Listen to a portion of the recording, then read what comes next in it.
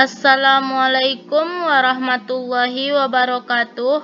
Perkenalkan, nama saya Safrina Yanti, NIM 2518007, mata kuliah MPSI. Di sini saya akan mereview jurnal analisa penjadwalan waktu dengan metode jalur kritis dan pada proyek pembangunan ruko Jalan Pasar Lama nomor 20 Glodok. Analisis dan pembahasan. Pada bahasan ini, data diperoleh dari pengamatan di lapangan, wawancara dengan manajer proyek, dan rekaman pekerjaan proyek perusahaan. Pedoman dalam pengumpulan data didasarkan pada proses pengontrolan jadwal pekerjaan dan analisa faktor penyebab terlambatnya pekerjaan tersebut. Dari hasil pengamatan menunjukkan bahwa tidak semua aktivitas dapat dilaksanakan dan diselesaikan sesuai dengan jadwal yang direncanakan. Adanya faktor-faktor penyebab keterlambatan penyelesaian pekerjaan membuat proyek tersebut tidak dapat diselesaikan pada jadwal yang telah direncanakan. Yang A. Deskripsi kegiatan. Yang B. Kegiatan pembangunan ruko 3 lantai ini dibagi dalam beberapa kegiatan yang dirincikan sebagai berikut. Bisa dilihat pada tabel 1 data kegiatan pembangunan ruko 3. Di sana sudah tertera uraian pekerjaan persiapan, pekerjaan tanah dan pondasi, pekerjaan struktur, pekerjaan arsitektural, dan pekerjaan mekanikal dan elektrikal. Yang C. Perhitungan metode jalur kritis. Tabel 2 perhitungan dengan metode jalur kritis perencanaan. Di sana sudah tertera pekerjaan persiapan, pekerjaan tanah dan pondasi, pekerjaan struktur, pekerjaan arsitektural. Tabel di atas adalah perhitungan jalur kritis pada perencanaan dengan menggunakan critical path method. Jalur kritis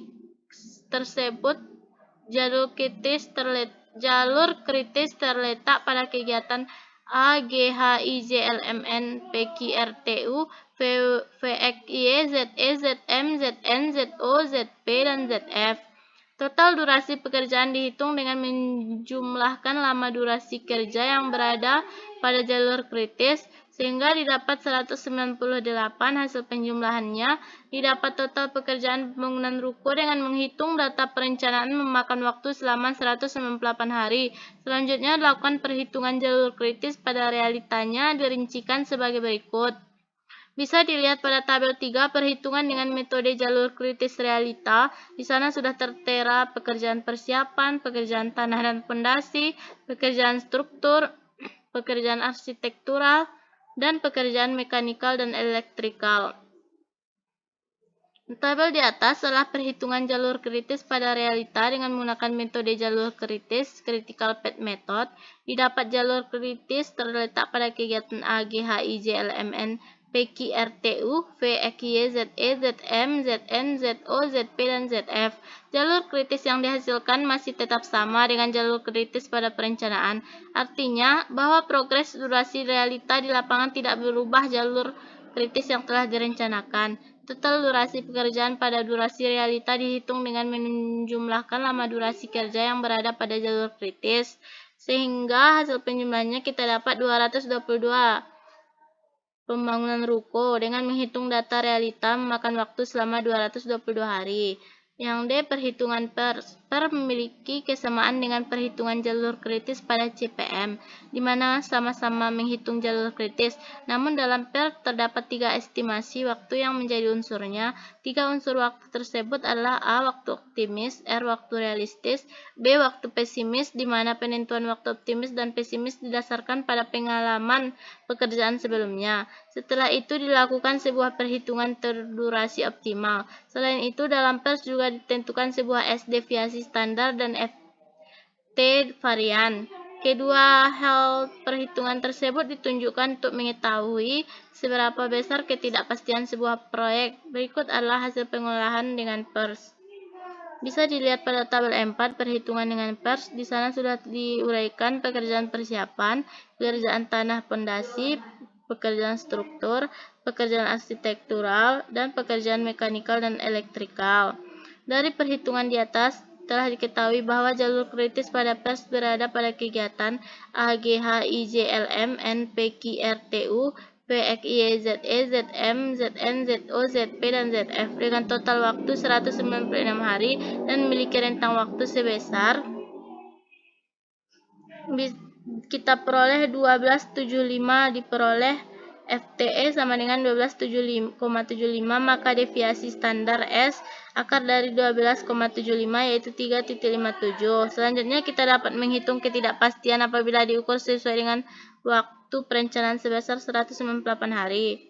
Berikut adalah hasil perhitungannya. Dengan menggunakan tabel appendix distribusi normal kumulatif dengan harga Z sama dengan 0,28, maka diperoleh hasil 06103. Ini menunjukkan bahwa kemungkinan proyek untuk selesai pada jangka waktu sesuai perencanaan adalah sebesar 61%. Apabila dihitung, kita mencari probabilitas 99% dengan nilai pada tabel appendix distribusi normal 0,99 atau sama dengan Z sama dengan 3,49, maka penyelesaian proyek jatuh pada T sama dengan 210, 4593, 211 hari.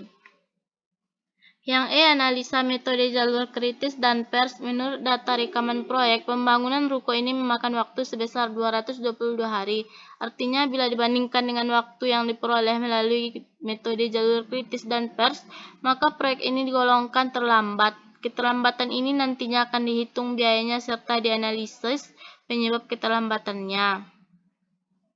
Melihat kepada hasil yang ditunjukkan pada metode jalur kritis, proyek pembangunan ruko memiliki keterlambatan sebesar 24 hari. Sedangkan bila dilihat pada pers, proyek ini memiliki keterlambatan yang melebihi 99% tingkat keberhasilan, yaitu 11 hari. 211 hari adalah probabilitas proyek selesai 99%.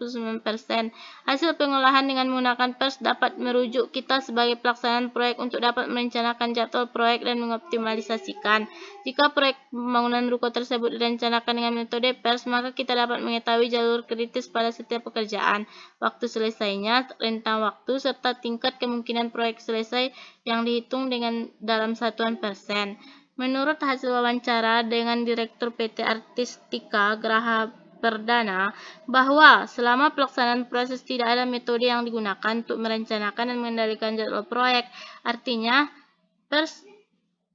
maka setiap kegiatan dilakukan dengan yang dilakukan akan dapat dikontrol dengan dua metode tersebut.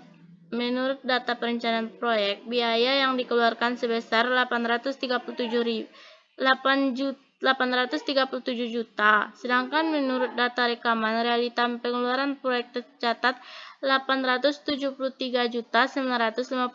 Terlihat bahwa terdapat pembengkakan biaya sebesar 36.950.000 sebagai akibat dari keterlambatan proyek. Yang F, perhitungan crashing project. Ketika sebuah proyek telah terlaksana dan mengalami keterlambatan dari jadwal yang telah ditentukan, maka terdapat sebuah alat yang dapat digunakan untuk mempercepat penyelesaian proyek, yaitu crashing project. Menurut hasil wawancara dengan manajer proyek, dikatakan bahwa untuk mempercepat proses penyelesaian proyek dilakukan dengan sumber daya, yaitu menambah jam kerja lembur, menambah alat-alat proyek, dan menambah tenaga kerja. Dan penambahan sumber daya tersebut akan dilakukan apabila progres proyek pada pertengahan tidak mencapai 50%. Sebagai contoh, pada pekerjaan pengecatan lantai 1 seharusnya memakan waktu 4 hari kerja, tetapi pada pertengahan yaitu hari kedua hasil pekerjaan tidak mencapai 50%, maka sudah seharusnya dilakukan percepatan penyelesaian dengan menambah sumber daya. Melihat sistem kerja pada perusahaan, pelaksanaan proyek, dan teori yang ada, maka teknik pengolahan crashing project akan dilakukan pada kegiatan jalur kritis, kegiatan yang memiliki nilai slack sama dengan 0, proyek yang mengalami keterlambatan. Hal ini disebabkan bahwa teknik crashing project ini menimbulkan biaya tambahan, di mana biaya tambahan tersebut akan dipergunakan maksimal apabila dilakukan pada kegiatan yang memiliki jalur kritis. Yang G, besaran biaya total setelah pemangkasan besaran biaya yang dikeluarkan jika perencanaan meleset telah dihitung dengan menggunakan teknik crashing project. Berikut perbandingan antara biaya perencanaan, biaya realita, dan biaya analisa diagram tulang ikan dan mengendalikan proyek. Tidak tertutup kemungkinan bila tidak mengendalikan dari segi durasi pelaksanaan dan biaya yang dikeluarkan, tetapi terdapat faktor-faktor penyebab keterlambatannya. Faktor-faktor tersebut diuraikan ke dalam salah satu alat kualitas yang berfungsi sebagai alat pemecahan masalah, yaitu diagram tulang ikan. Pada bahasan ini digunakan diagram tulang ikan sebagai alat analisis faktor penyebab keterlambatan proyek. Yang dari analisis keterlambatan penyelesaian proyek dengan diagram tulang ikan telah disimpulkan bahwa terdapat 5 faktor penyebab utama. Berikut adalah faktor yang menyebabkan keterlambatan penyelesaian proyek. Manusia. Pada sisi manusia terdapat penyebab seperti tenaga kerja yang kurang ahli yang disebabkan kurang adanya briefing yang jelas, kekurangan tenaga kerja yang disebabkan kurang adanya follow kepada pemborong, dan tenaga kerja absen yang disebabkan oleh gaji yang tidak turun sepenuhnya atau terlambat. Material, yaitu terdapat spesifik material yang tidak tepat pada perencanaan yang disebabkan oleh kurangnya pengawasan komunikasi. Dana untuk pembelian material yang terlambat yang disebabkan kurang komunikasi. Material rusak yang disebabkan penataan tempat yang tidak tepat dan terlambatnya mobilisasi material. Metode. Pada sisi metode terdapat penyebab berupa metode pengerjaan tidak tepat yang disebabkan kerja yang tidak ahli. Sekian penjelasan dari saya. Salah saya mohon maaf. Wabillahi taufiq wal hidayah. Assalamualaikum warahmatullahi wabarakatuh.